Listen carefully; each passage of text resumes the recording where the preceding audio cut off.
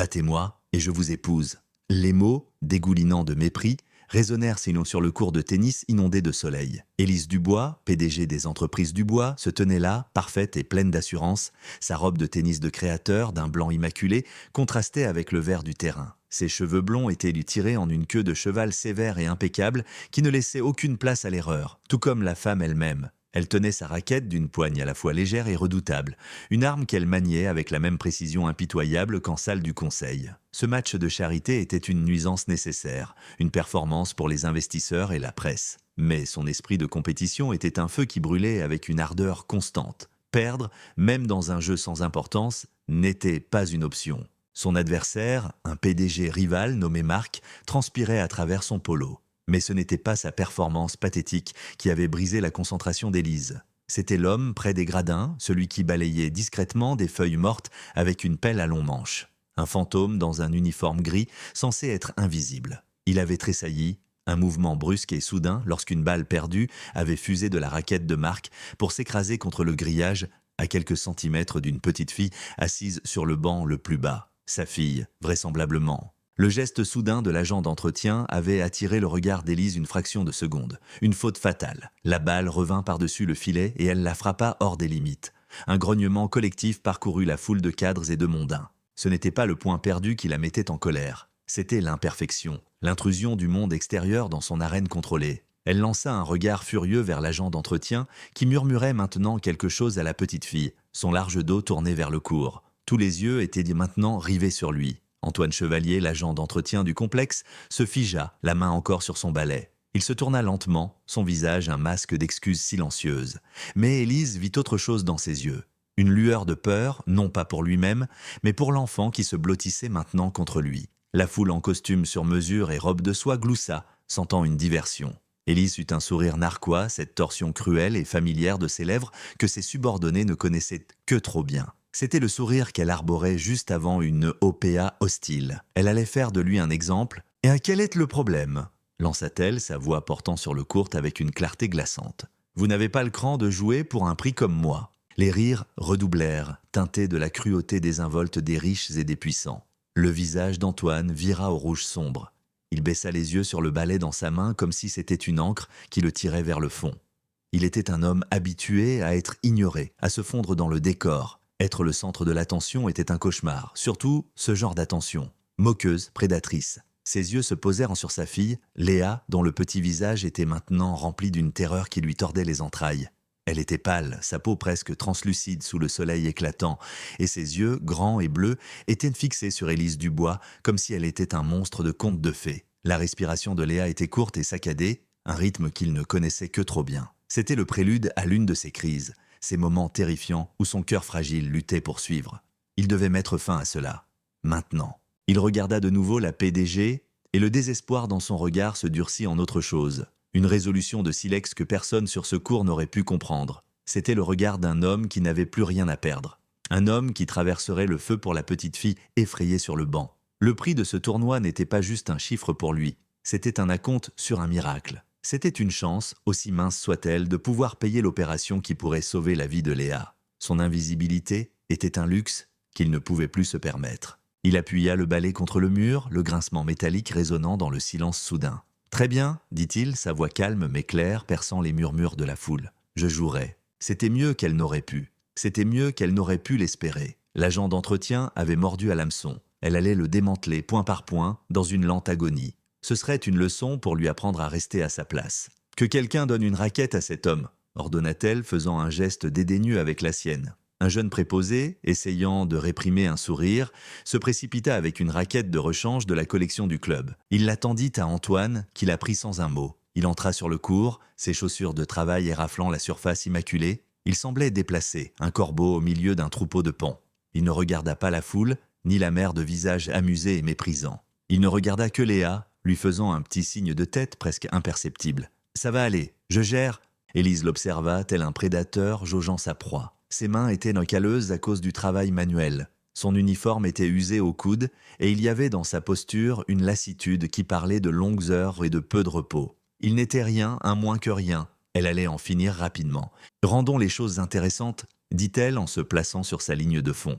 Nous jouerons un seul set. Le premier à 6 jeux l'emporte et le prix du tournoi ira à l'œuvre de charité choisie par le vainqueur. Sa propre œuvre de charité, bien sûr, était une fondation pour le leadership d'entreprise, un monument égoïste à sa propre réussite. Elle n'avait aucune idée de ce qu'un homme comme lui ferait même avec l'argent. S'acheter un nouveau balai, peut-être? Antoine hocha simplement la tête, son expression indéchiffrable. Il fit rebondir la balle de tennis une fois, deux fois. Le son était plat, ordinaire. La foule s'installa pour le spectacle, la PDG contre l'agent d'entretien. C'était une farce. Un petit divertissement cruel avant la réception au champagne. Élise lança la balle en l'air pour son premier service, son corps se tendant comme un ressort, prêt à déchaîner la puissance qui avait écrasé d'innombrables adversaires. Ce serait fini en 10 minutes, mais au moment où elle frappa la balle, elle vit quelque chose changer chez l'homme de l'autre côté du filet. Sa posture lasse avait disparu. Ses pieds étaient ancrés, son corps équilibré, et ses yeux qui avaient été baissés et pleins d'excuses quelques instants auparavant,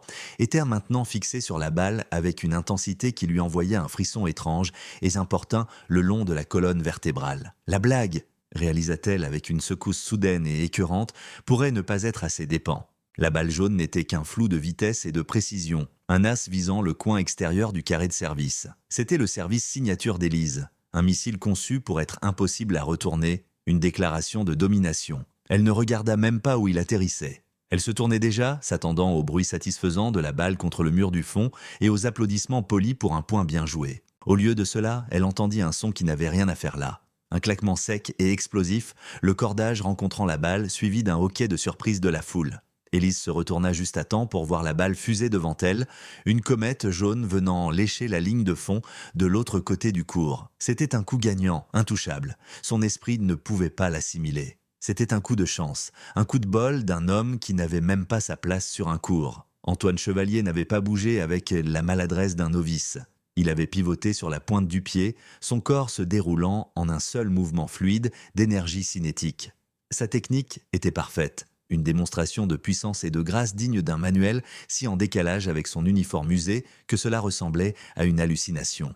15-0, annonça la voix de l'arbitre, semblant légèrement hébété. La mâchoire d'Élise se crispa. L'agacement picotait sa peau. Elle attrapa une autre balle, ses mouvements maintenant vifs et coléreux. Elle la lança plus haut cette fois, mettant chaque once de sa frustration dans le service suivant. Celui-ci était encore plus rapide, visant directement son corps pour le bloquer. Mais Antoine le lut parfaitement. Il fit un petit pas en arrière, son corps s'enroulant autour de la balle et la frappa d'un revers lissé qui l'envoya raser le filet. Elle atterrit doucement à quelques mètres du filet et mourut sur le coude avec un effet rétro-diabolique.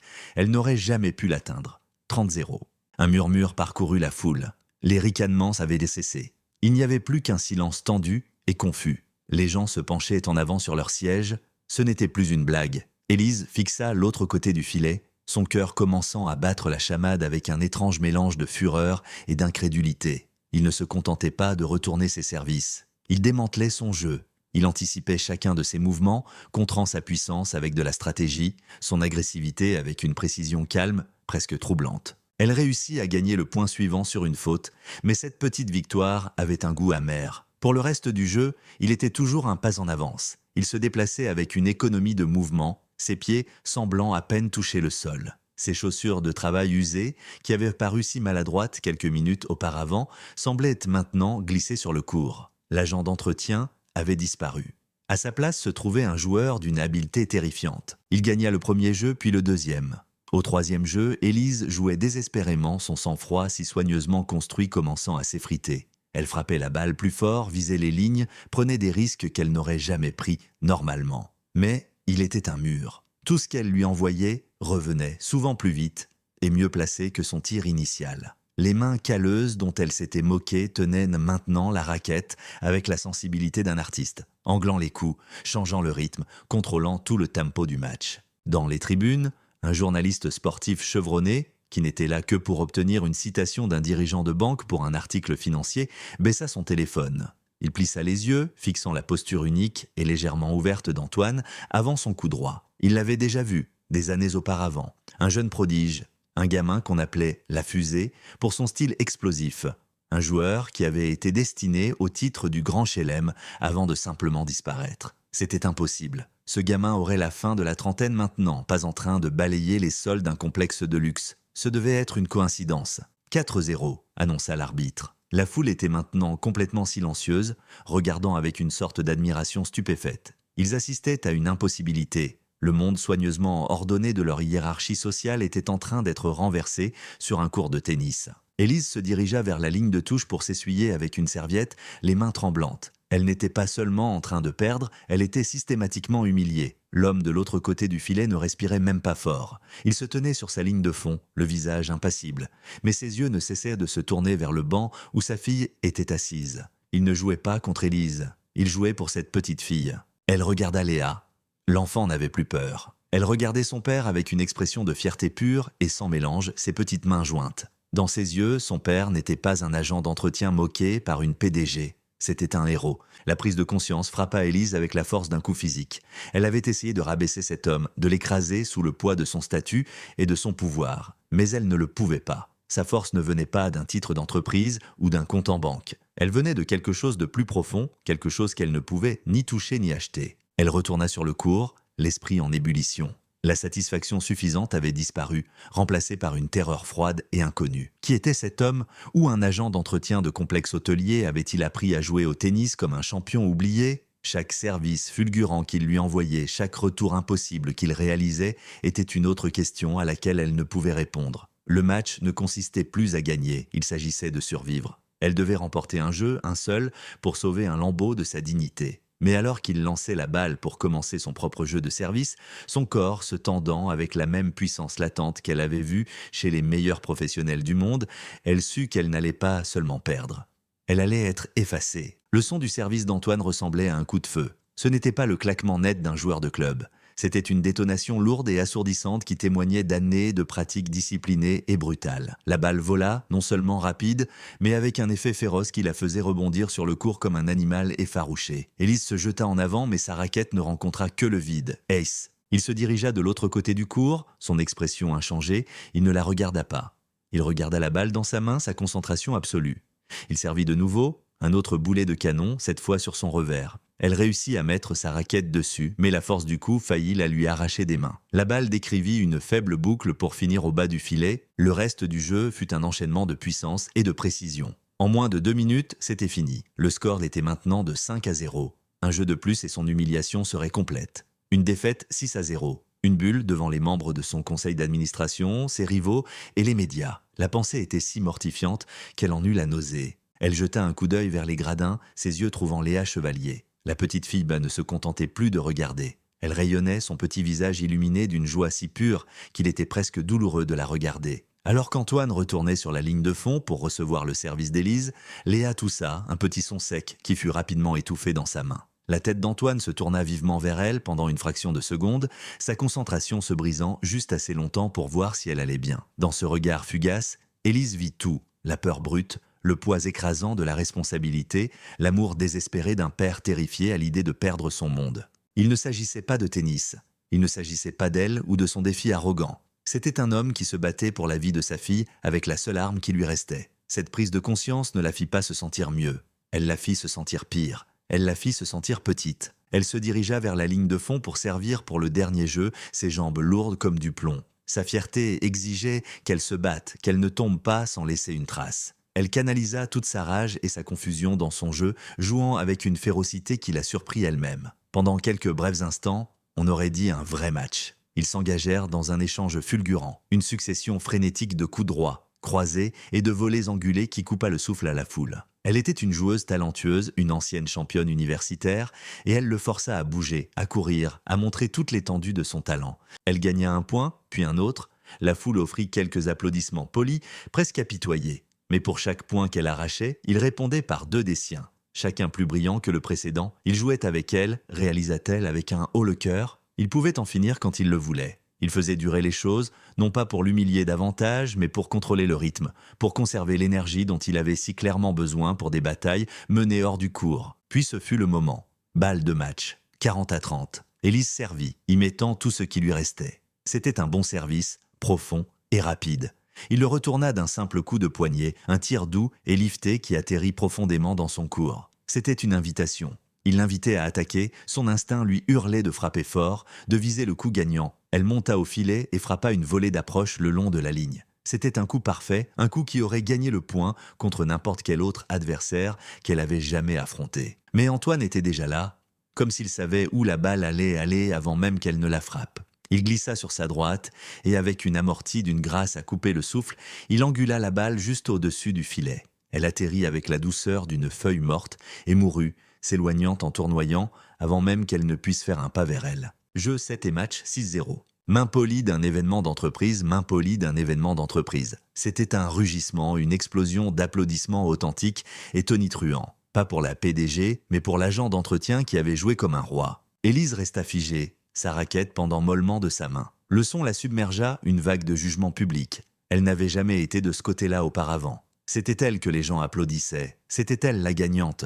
Antoine s'approcha du filet, le visage calme, le masque de l'agent d'entretien stoïque se remettant en place. Le feu dans ses yeux s'était apaisé, la grâce fluide de l'athlète se retirant pour laisser place à la posture lasse du travailleur. Il tendit la main. C'était un simple geste professionnel, dénué de triomphe ou de méchanceté. Pendant un long moment, elle se contenta de fixer sa main calleuse. La serrer, c'était comme une reddition, non seulement du match, mais de toute sa vision du monde. Mais ne pas la serrer serait une démonstration publique de mauvaise humeur, une confirmation de tout ce que ses pires critiques disaient d'elle. Sa propre main bougea, comme de son propre chef, et rencontra la sienne. Sa poignée était ferme, sa main rugueuse. La poignée de main ne dura qu'une seconde, mais elle sembla une éternité. « Beau match » murmura-t-il, la voix basse, avant de se retourner et de s'éloigner. Il ne regarda pas en arrière. Élise le regarda partir, son esprit un chaos de questions. Il se dirigea directement vers sa fille, la soulevant dans une étreinte féroce. Léa enroula ses bras autour de son cou, enfouissant son visage dans son épaule. Au bord du cours, le journaliste sportif se déplaçait déjà, son carnet sorti, son visage illuminé par le frisson d'un article qui pourrait définir sa carrière. Élise fut laissée seule au milieu du cours, le son des applaudissements pour une autre personne résonnant à ses oreilles. Le soleil semblait froid. Le monde parfait et ordonné qu'elle s'était construit gisait en ruines à ses pieds, détruit par un homme tranquille avec un balai et un secret qui criait pour être révélé. Les applaudissements commencèrent à s'estomper, remplacés par un bourdonnement excité et frénétique.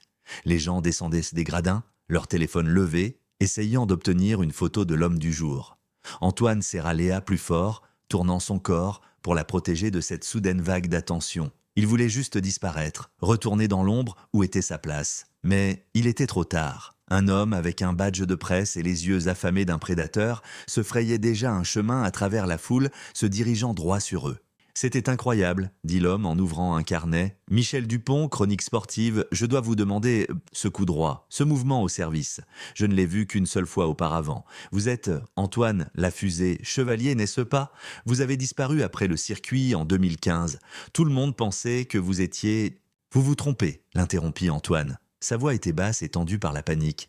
Il commença à s'éloigner, essayant de trouver un chemin à travers la foule de badauds. « Je ne suis personne, juste un gars qui a eu de la chance. » « De la chance ?» ricana Dupont, le suivant sans peine. « Ce n'était pas de la chance. C'était un talent de classe mondiale. Le monde se demande ce qui vous est arrivé depuis 10 ans. Vous ne pouvez pas simplement débarquer et battre une PDG, 6-0, en vous attendant à ce que personne ne le remarque. Quelle était votre histoire ?» La mâchoire d'Antoine se serra. Il pouvait sentir Léa trembler dans ses bras. C'était son pire cauchemar qui se réalisait. Le passé qu'il avait si soigneusement enterré était en train d'être déterré à la pelle juste devant sa fille. « S'il vous plaît, » dit-il, sa voix tombant à un murmure désespéré. « Laissez-nous tranquilles. » Refermés comme des vautours. Une partie refermait comme des vautours. Une partie d'elle, la PDG, froide et calculatrice, lui disait de s'en aller. C'était son problème. Elle pouvait aller au clubhouse, faire une déclaration sur l'esprit sportif et commencer le long et ardu processus de gestion de crise. Laisser l'agent d'entretien se débrouiller seul. Mais une autre partie d'elle, une partie qu'elle n'avait pas ressentie depuis des années, ne pouvait pas bouger. Elle vit le visage de la petite fille, pâle et terrifié, et se souvint du regard d'Antoine quand il avait joué. Il s'était battu comme un homme défendant son royaume, et elle, dans son arrogance, avait forcé son royaume à se révéler au grand jour, le laissant vulnérable aux attaques. Elle était la cause de tout cela. Avec une résolution qui la surprit elle-même, elle se dirigea vers eux, ses talons claquant un rythme furieux sur le pavé. La foule s'écarta pour elle instinctivement, une mer de chuchotements s'éteignant à son approche. « Monsieur Dupont » dit-elle, sa voix glaciale. C'était la voix qu'elle utilisait pour tuer des contrats de plusieurs milliards de dollars, et elle arrêta net le journaliste. L'événement caritatif est terminé, notre personnel a terminé sa journée. Elle mit un accent appuyé sur le mot « personnel ». Je suis sûr que vous avez mieux à faire que de harceler un homme qui essaie de ramener sa fille à la maison. » Dupont regarda le visage furieux d'Élise, puis celui, paniqué, d'Antoine. Il sentait une histoire bien plus grosse qu'un athlète déchu. Il y avait plusieurs couches, mais il connaissait aussi le pouvoir d'Élise Dubois. Un seul appel de sa part pouvait le mettre sur liste noire de tous les grands événements sportifs du pays. Il esquissa un sourire crispé et plein de ressentiment. « Bien sûr, Madame Dubois, je ne fais que mon travail. » Il recula lentement, ses yeux toujours rivés sur Antoine, une promesse silencieuse que ce n'était pas fini. Une fois qu'il fut parti, le reste de la foule commença à se disperser, déçu que le drame soit terminé. Bientôt, ils se retrouvèrent tous les trois dans un silence tendu et résonnant au bord du cours. Léa s'accrochait toujours à son père, le visage caché dans son cou. Élise croisa les bras, la posture défensive familière lui semblant fragile et inadéquate. « De rien, dit-elle sèchement. » Antoine ne la regarda pas. « Je n'ai pas demandé votre aide, j'ai demandé qu'on me laisse tranquille. Une chose avec laquelle vous semblez avoir un problème. » La gratitude qu'elle attendait était absente, remplacée par une colère froide et latente. « J'ai besoin de réponses, dit-elle, ignorant la pique. Qui êtes-vous » Cette fois, la question n'était pas une provocation publique, mais une véritable interrogation brûlante. Une performance comme celle-là ne sort pas de nulle part. Dupont avait raison, n'est-ce pas ? « Je suis l'agent d'entretien » rétorqua Antoine, rencontrant enfin son regard. Ses yeux étaient durs. « Vous l'avez très bien fait comprendre. Et maintenant, grâce à vous, ma fille est terrifiée et ma vie est sur le point de devenir un cirque. J'espère que ça en valait la peine pour vous. » Il se tourna pour partir. « Attendez, dit-elle, une nouvelle pensée horrible lui venant à l'esprit. Le prix… » Il s'arrêta, le dos toujours tourné. « Quoi, le prix ? Vous avez dit que vous n'aviez joué que pour l'argent, déclara-t-elle, reconstituant le puzzle. La fille en malade, le désespoir. Tout s'emboîtait. « Et c'est exact, dit-il sans se retourner.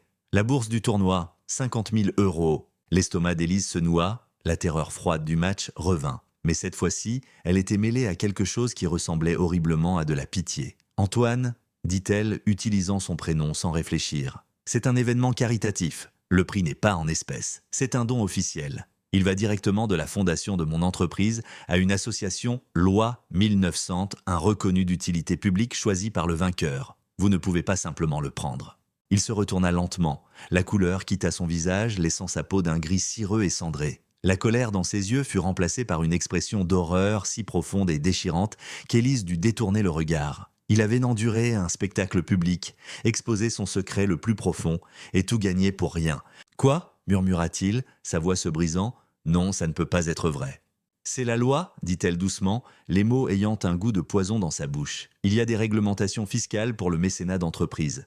L'argent ne touche jamais les mains du gagnant. » Il la fixa, son esprit luttant visiblement pour traiter l'information. L'espoir qui l'avait animé tout au long du match, la seule lumière brûlante au bout de son très sombre tunnel, venait d'être éteint. Il avait tout misé et tout perdu. « Non !» souffla Antoine, le mot un souffle creux. Il fit un pas en arrière, chancelant, son esprit refusant d'accepter ce qu'elle disait. « Non, vous mentez, c'est une ruse. »« Pourquoi mentirais-je à ce sujet ?» dit Élise, sa voix plus douce qu'elle ne l'avait prévu. Elle regardait un homme s'effondrer complètement, et le spectacle était profondément troublant. « Parce que vous êtes cruel !» explosa-t-il enfin, sa voix rauque d'angoisse. « Parce que vous m'avez vu, un agent d'entretien, et vous avez voulu me ridiculiser. Et quand ça n'a pas marché, quand je vous ai battu, vous avez dû trouver un autre moyen de gagner, un autre moyen de m'écraser.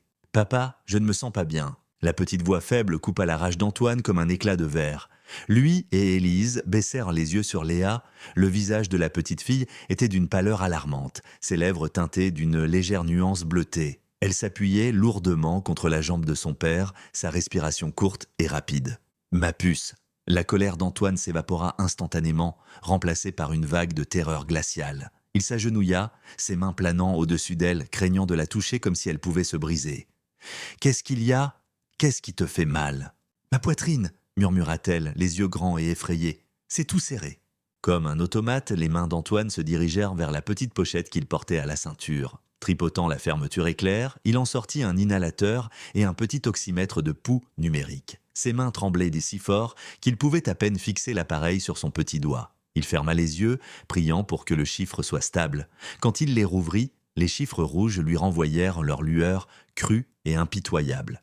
84%, dangereusement bas. « D'accord, ma chérie, d'accord, dit-il, essayant d'empêcher sa voix de trembler. On va juste faire un petit traitement respiratoire, comme on s'entraîne, tu te souviens ? Bien doucement. » Il essaya de lui administrer l'inhalateur, mais Léa commençait à paniquer, ses courtes respirations se transformant en halètements. Élise resta figée, spectatrice d'une scène de peur primale pure. C'était réel. Ce n'était pas une histoire à raconter par la presse ou un problème à résoudre par son équipe juridique. C'était une petite fille qui ne pouvait pas respirer. La pression dans la poitrine de Léa semblait irradier vers l'extérieur, comprimant l'air des propres poumons d'Élise. Tout le pouvoir, tout l'argent, toute l'influence qu'elle commandait ne signifiait absolument rien à ce moment-là. Elle était inutile. Antoine leva les yeux vers elle, ses yeux fous de désespoir. La colère et le ressentiment avaient disparu, remplacés par un plaidoyer silencieux et angoissant. Il était un père regardant son enfant lui échapper et il était complètement seul. Quelque chose se brisa en Élise.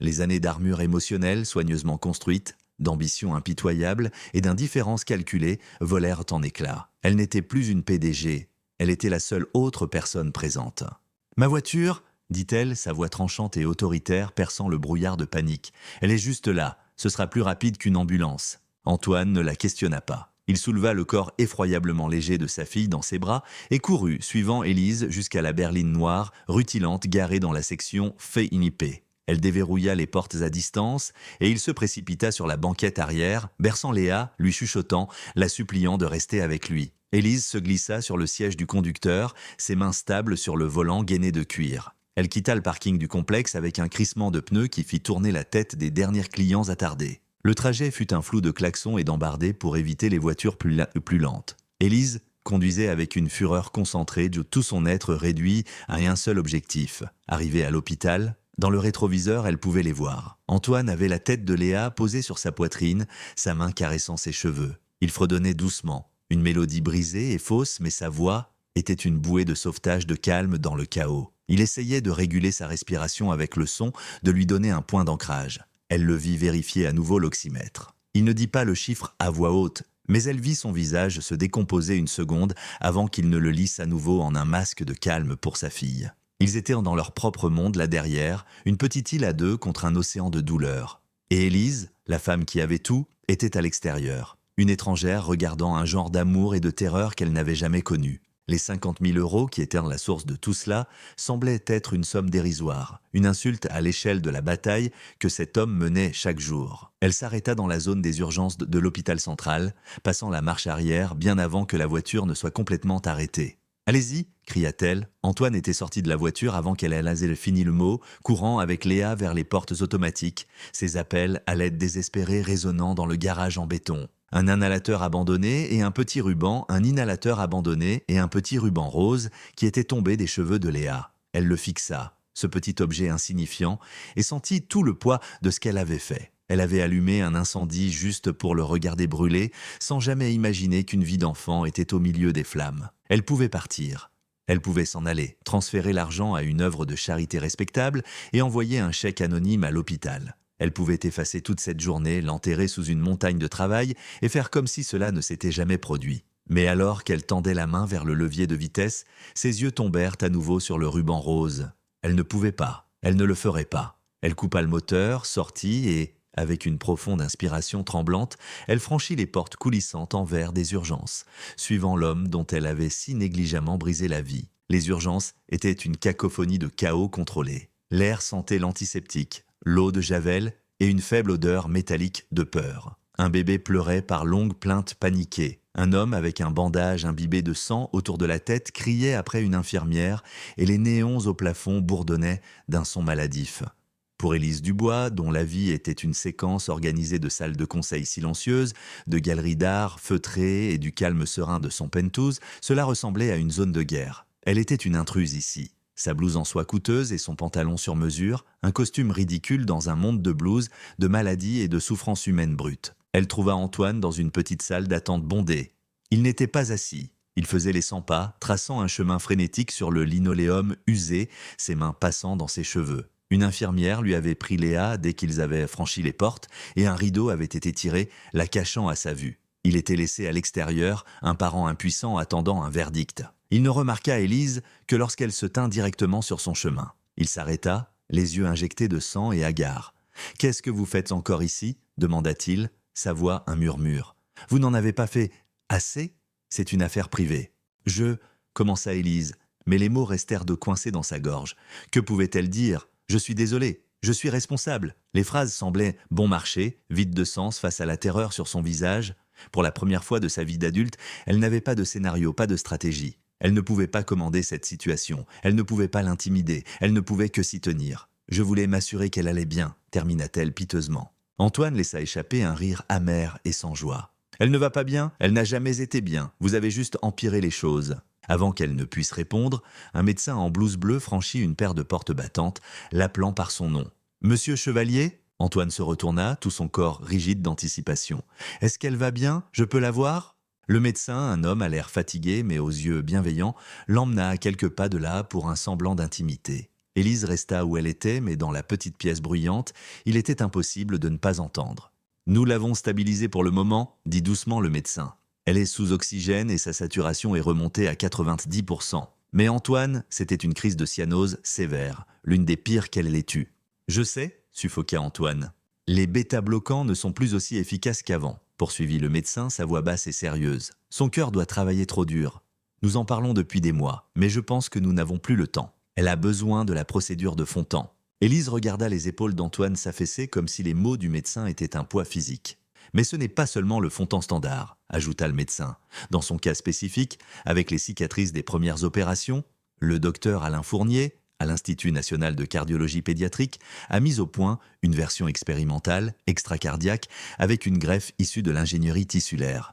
Les taux de réussite pour les enfants, avec sa physiologie complexe, sont prometteurs. C'est sa meilleure et franchement, sa seule véritable chance à long terme. « Docteur Fournier » répéta Antoine, le nom comme une prière et une malédiction. « On ne peut pas se le permettre.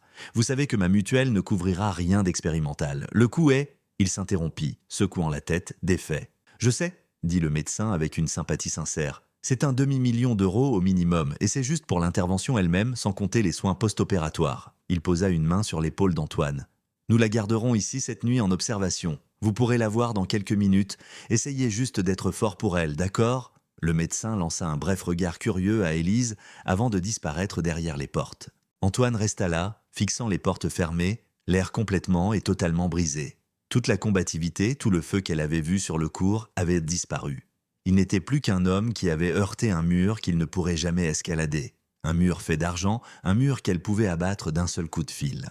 Il trébucha jusqu'à une chaise en plastique dur et s'y effondra, enfouissant son visage dans ses mains. Ses épaules étaient secouées de sanglots silencieux et déchirants. Élise le regarda et les derniers vestiges de sa colère, de sa fierté et de son ressentiment se dissolvèrent. Ils furent remplacés par une clarté si vive et si nette qu'elle ressembla à une douleur physique dans sa poitrine. Elle avait fait ça. Son jeu stupide et arrogant l'avait poussée dans la lumière, et la lumière avait révélé une vérité impossible et insupportable. Elle avait le pouvoir de réparer ça. La pensée était terrifiante. C'était une responsabilité qu'elle n'avait jamais demandée, une dette qu'elle ne savait pas comment rembourser. Mais s'enfuir n'était plus une option. Ce serait un acte de lâcheté si profond qu'il empoisonnerait le reste de sa vie. Elle s'approcha et se tint devant lui. Il ne leva pas les yeux. « Je vais tout couvrir », dit-elle. Sa voix était calme, mais elle perçait le bruit des urgences.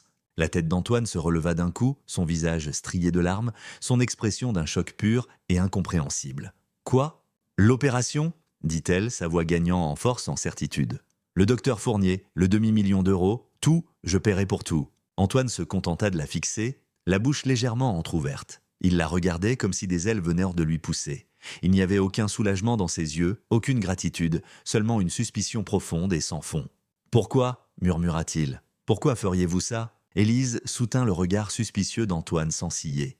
La question flottait dans l'air stérile entre eux, lourde et acérée. Pourquoi ? Pour une femme qui avait toujours une raison calculée pour chaque action, la réponse honnête était un désordre chaotique de motivation qu'elle ne comprenait pas entièrement elle-même. La culpabilité en était la plus grande part, une pilule amère qu'elle n'avait pas l'habitude d'avaler. Mais il y avait autre chose aussi, une lueur d'admiration pour le combat qu'elle avait vu en lui et une prise de conscience brutale et discordante que, malgré toute sa richesse, son monde contenait une profondeur de sens qui manquait cruellement au sien. « Parce que j'ai fait voler votre vie en éclats, dit-elle, sa voix basse et égale. Je vous ai mis, vous et votre fille, sous un projecteur que vous n'aviez jamais demandé. Tout ça pour une blague de mauvais goût. J'ai été arrogante et cruelle, et ceci en est la conséquence. » Elle prit une inspiration, forçant les mots à sortir. « Ce n'est pas de la charité, Antoine, c'est une dette, et je paie toujours mes dettes. » Il secoua la tête, un air de mépris incrédule sur le visage. Une dette? Vous pensez que vous pouvez simplement signer un chèque et réparer ça? Vous pensez que vous pouvez acheter votre sortie de ce que vous avez fait? Je ne sais pas ce que je pense, admit-elle, l'honnêteté semblant étrangère sur sa langue. Mais je sais que j'ai les ressources pour donner à votre fille la seule chance que son médecin dit qu'elle a. L'argent et le mur qui se dresse sur votre chemin. Pour moi, ce mur n'existe pas. C'est aussi simple que ça. Je ne veux pas de votre argent, dit-il, sa voix épaisse d'une fierté qui semblait presque suicidaire dans son intensité. Je ne veux rien de vous. On se débrouillait. On s'est toujours débrouillé. Se débrouiller? La patience d'Élise, qui n'avait jamais été un puits sans fond, commença à s'effriter. Son cerveau pragmatique de PDG prit le dessus. Votre fille vient d'avoir un incident médical critique au milieu d'un parking. Son médecin a dit qu'elle n'avait plus le temps. Vous appelez ça se débrouiller? Les mots étaient un métier dur, mais ils étaient des vrais. Ça n'a rien à voir avec moi ou vous ou votre fierté. Il s'agit de Léa. Allez-vous vraiment la laisser mourir parce que vous ne voulez pas accepter d'aide de ma part? La question brutale le frappa comme un coup physique. Il tressaillit, les yeux fermés. Il n'avait pas de réponse. Chaque instinct protecteur, chaque fibre de son être lui criait de refuser, de fuir cette femme qui opérait à un niveau qu'il ne pouvait pas comprendre.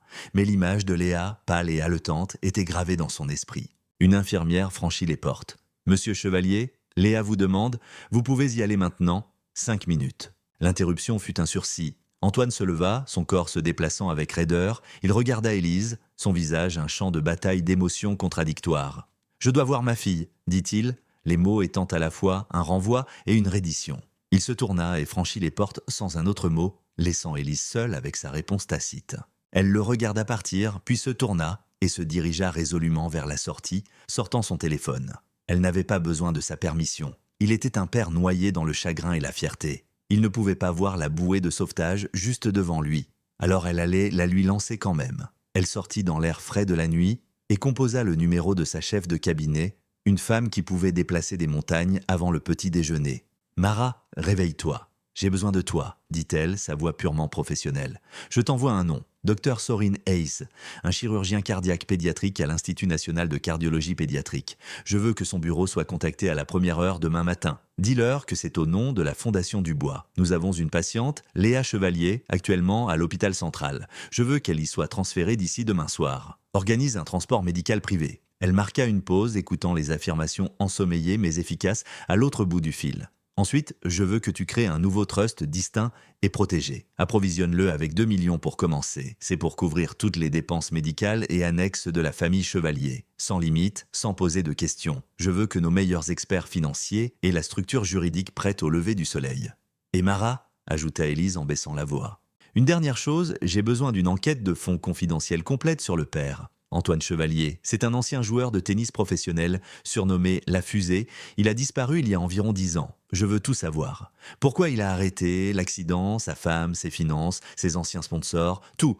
J'ai besoin de savoir exactement à qui j'ai affaire. Et ça doit être complètement discret. Elle termina l'appel juste au moment où Antoine repassait les portes des urgences. Il avait l'air encore plus anéanti qu'avant. Voir Léa, si petite et fragile dans le lit d'hôpital, avait clairement laissé des traces. Il s'arrêta en voyant Élise, une résignation lasse sur le visage. « Écoutez, à propos de votre offre, commença-t-il, clairement sur le point de discuter à nouveau. Élise le coupa, son ton ne laissant aucune place au débat. « Le bureau du Dr Hayes vous appellera demain matin pour programmer une consultation immédiate, dit-elle calmement. Une équipe de transport médical est en train d'être organisée pour emmener Léa à l'institut dès qu'elle sera stable. Tout est pris en charge. » Antoine la fixa, stupéfait et silencieux. Elle n'avait pas attendu qu'il accepte. Elle l'avait simplement fait. Il n'était plus en contrôle de sa propre vie. Il était passager d'une mission de sauvetage à laquelle il n'avait jamais consenti, dirigée par la seule personne qu'il avait toutes les raisons de mépriser. Ce qui était terrifiant, c'est que c'était un sauvetage qui pourrait réellement fonctionner.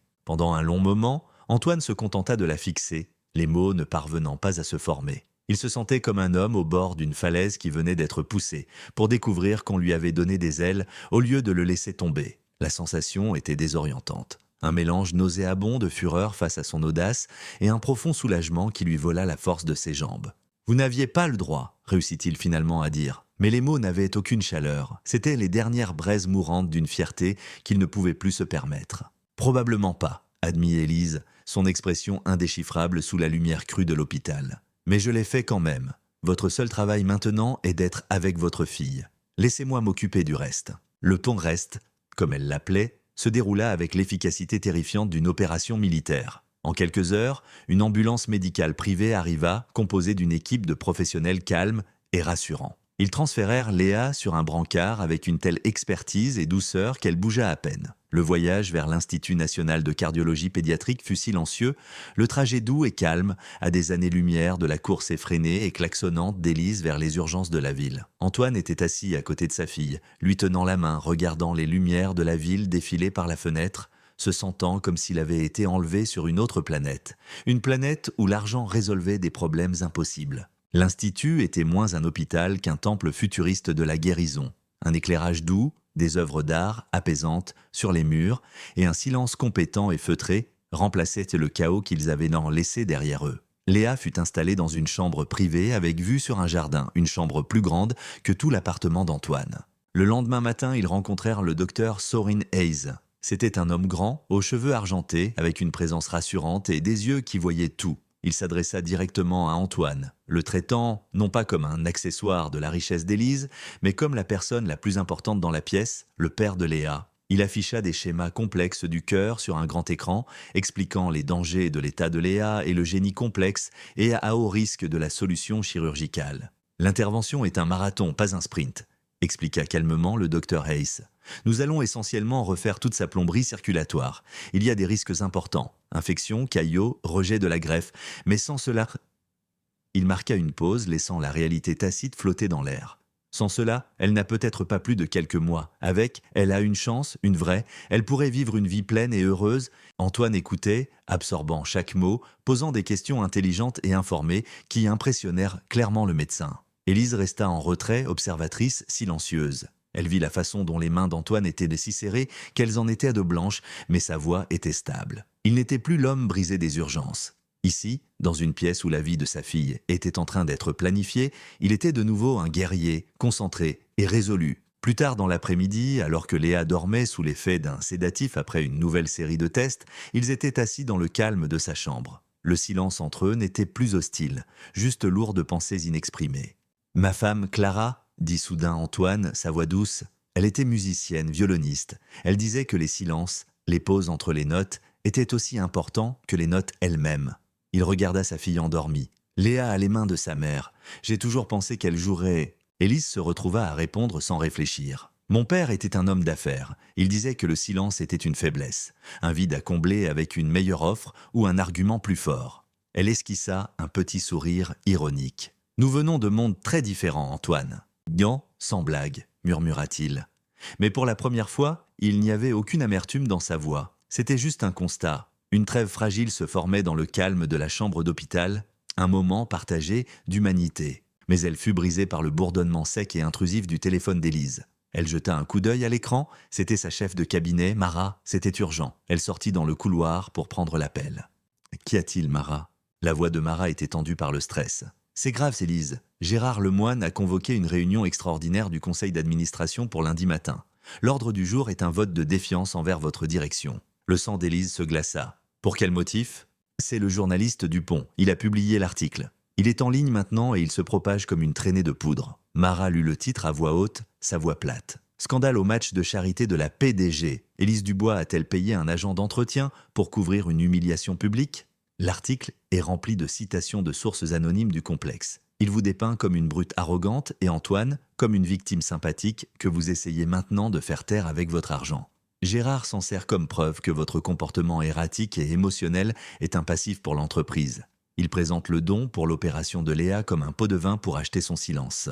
Élise s'appuya contre le mur. Le couloir d'hôpital, élégant et calme, sembla soudain basculer. Elle l'avait vu venir, mais la vitesse et la méchanceté de l'attaque lui coupèrent le souffle. Gérard n'essayait pas seulement de la blesser. Il visait le coup de grâce. « Il ne gagnera pas », dit Élise, sa voix un grognement sourd. « Je l'espère », répondit Mara. « Mais il a le vent en poupe, le conseil est effrayé. Tu dois revenir ici, Élise. Tu dois te battre. » Elle raccrocha, son esprit s'emballant. Un millier de stratégies et de contre-manœuvres se disputèrent son attention. Elle avait bâti les entreprises Dubois à partir de rien, combattant rivaux et prédateurs toute sa vie. Elle n'allait pas perdre maintenant.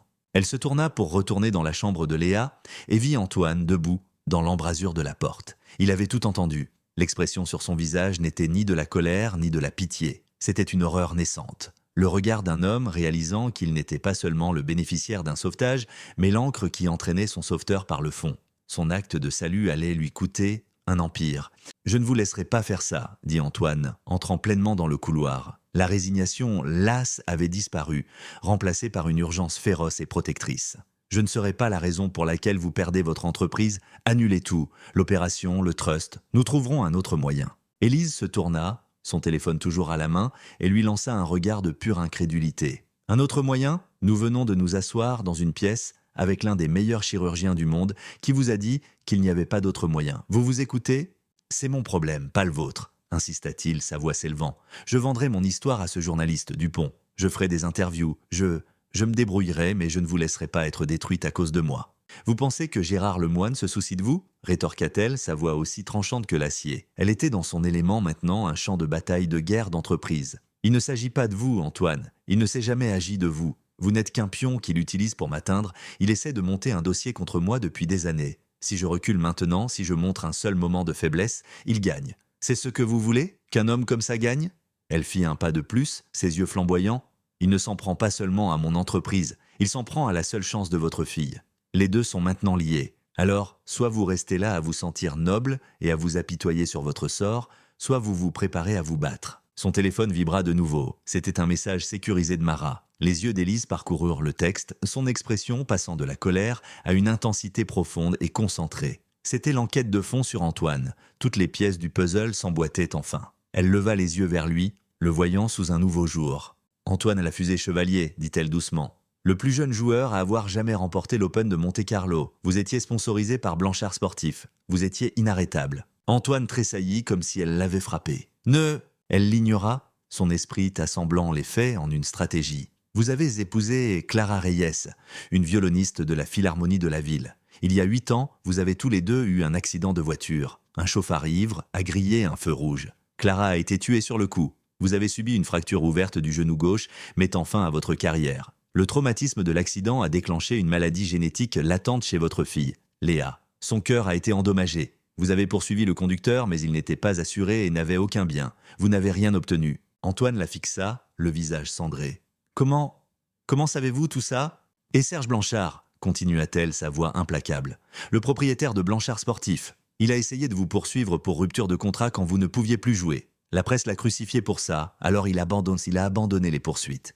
Mais votre relation a été détruite. C'est un homme vindicatif et amer, et je serais prête à parier qu'il est la source anonyme qui nourrit ce journaliste en information en ce moment même. » Elle marqua enfin une pause, laissant le poids de son passé déterré s'installer dans le couloir stérile. « Ils ont écrit une histoire sur vous, Antoine. Une histoire où vous êtes un imposteur et où je suis un monstre. C'est un récit simple et laid. Et en ce moment, il est en train de gagner. » « Alors, qu'est-ce qu'on fait ?» murmura-t-il, la combativité le quittant, remplacée par une terreur glaciale. « Nous racontons une meilleure histoire ?» dit Élise, ses yeux brillants d'une lueur prédatrice familière. « Nous disons la vérité. » Elle le regarda droit dans les yeux. « La réunion du conseil de Gérard est lundi.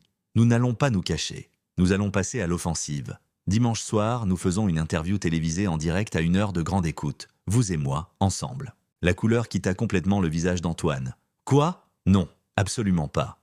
J'ai passé les 8 dernières années à me cacher de cette histoire. Je ne ferai pas subir ça à ma fille. Je ne m'assiérai pas devant des millions de personnes pour parler du pire jour de ma vie. Vous devez, insista-t-elle, sa voix s'adoucissant légèrement, mais ne perdant rien de son urgence. Vous ne voyez pas ? La seule arme que nous ayons contre un mensonge, c'est la vérité. Le monde ne voit pas un père en deuil qui a tout abandonné pour son enfant. Il voit un agent d'entretien qui a réussi un coup. Nous devons leur montrer qui vous êtes, qui nous sommes. La première fois qu'elle le touchait en dehors de cette poignée de main superficielle. Je sais que je suis la dernière personne en qui vous voulez avoir confiance, Antoine.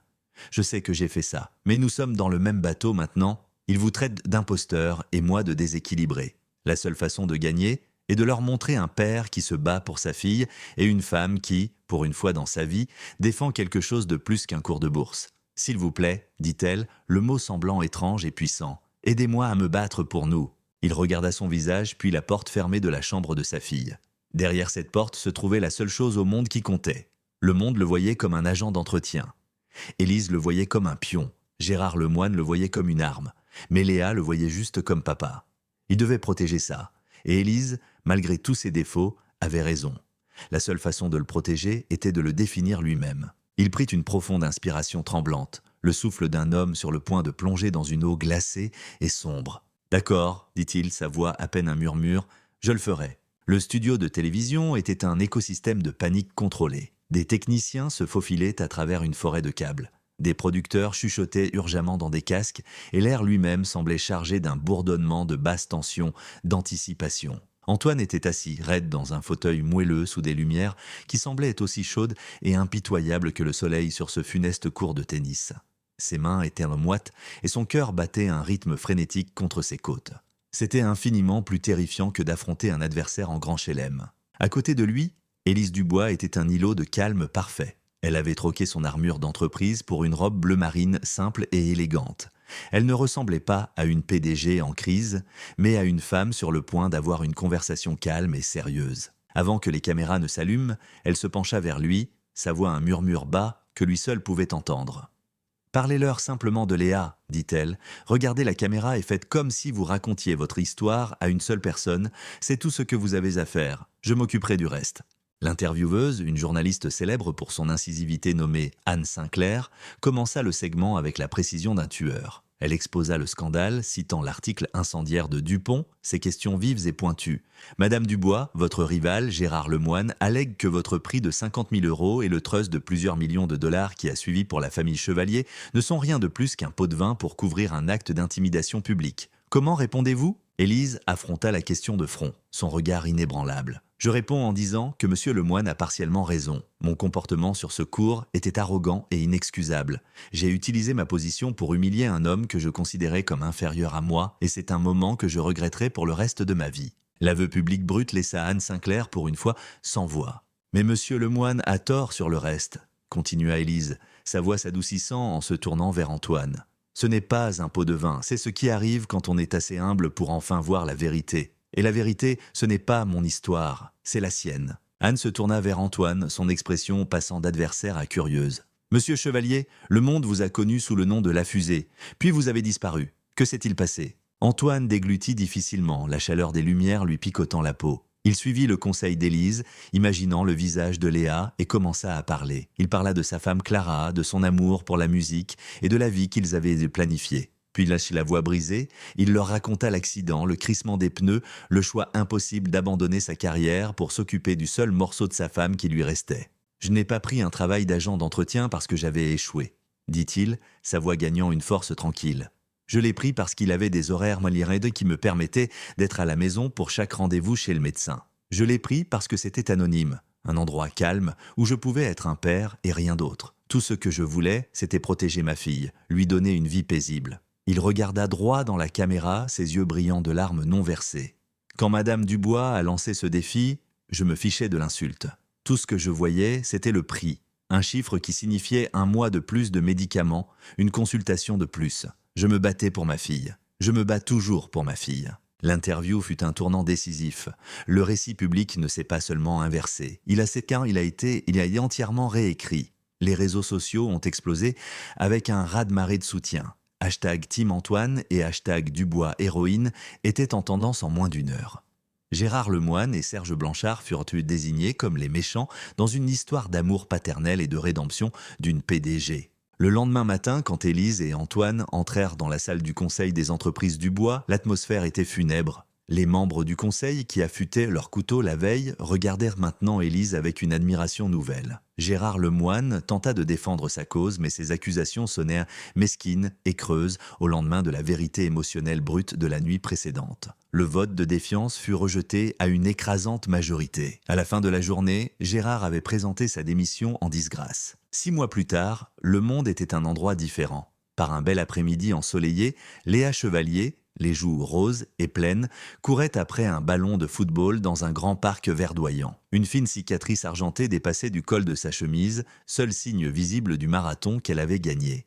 Son rire, clair et facile, portait sur la brise le plus beau son qu'Antoine ait jamais entendu. Le docteur Hayes avait qualifié l'opération de succès complet. Antoine n'était plus un agent d'entretien. Il était le directeur de la nouvelle fondation Cœur Chevalier, une organisation financée par le trust initial d'Élise, dédiée à fournir un soutien financier aux familles d'enfants subissant des soins cardiaques. Il dirigeait son programme de sensibilisation par le sport, apprenant aux enfants ayant des problèmes médicaux à jouer et à trouver de la joie dans le mouvement. Élise se tenait à côté de lui au bord du terrain, sa main reposant confortablement dans la sienne. Elle avait délégué une plus grande partie des opérations quotidiennes de son entreprise, découvrant que sa vie avait plus d'espace qu'elle ne l'avait jamais imaginé. Antoine regarda sa fille courir, le cœur plein. Il se tourna vers Élise, un sourire lent et facile se dessinant sur son visage. « Vous savez, dit-il, sa voix teintée d'une malice enjouée. Après tout ça, je pense que vous me devez encore quelque chose. » Élise haussa un sourcil parfaitement dessiné. « Oh, et qu'est-ce que ce serait ?»« Un mariage ?» dit-il simplement. « Je vous ai battu. Le prix était de 50 000 € et un mariage. Je crois que vous êtes en rupture de contrat, Madame Dubois ?» Elle rit, un vrai rire sincère qui atteignit ses yeux. C'était un son qu'il avait appris à aimer. « Est-ce une proposition, Monsieur Chevalier ?» Il prit sa main, la portant à ses lèvres et baisant ses phalanges. Ses yeux étaient sérieux maintenant, remplis d'un amour et d'une gratitude plus profonds que n'importe quel océan. « Oui, dit-il. Épousez-moi, Élise. Aidez-moi à construire une vie ennuyeuse, heureuse et tranquille. Je pense, dit-elle, ses propres yeux brillants alors qu'elle se penchait pour l'embrasser, que c'est la meilleure proposition commerciale que j'ai jamais reçue. » Léa, les voyant, accourut, jetant ses bras autour de deux dans une étreinte féroce. Et là, sous le soleil de l'après-midi, la PDG, l'agent d'entretien et la petite fille, au cœur réparé, se tenaient ensemble. Une famille enfin réunie. J'aimerais beaucoup en savoir un peu plus sur vous. Dites-moi, quel âge avez-vous? Et maintenant, concernant l'histoire que nous venons de partager, qu'en avez-vous pensé? Vous a-t-elle touché, surpris ou fait réfléchir? Avant toute chose, je voudrais prendre un moment pour vous dire que je prie sincèrement et je souhaite du plus profond de mon cœur que la paix soit toujours avec vous dans chaque moment de votre vie. J'adorerais lire vos avis. N'hésitez pas à laisser un commentaire pour me dire ce que cette histoire vous a inspiré. Quelles sont vos pensées, vos sentiments? Chaque perspective est importante et enrichissante. Pour finir, je vous envoie à tous, où que vous soyez, mes vœux les plus sincères. Prenez bien soin de vous, que la santé vous accompagne toujours et que la paix règne dans vos cœurs et dans vos foyers. À très bientôt.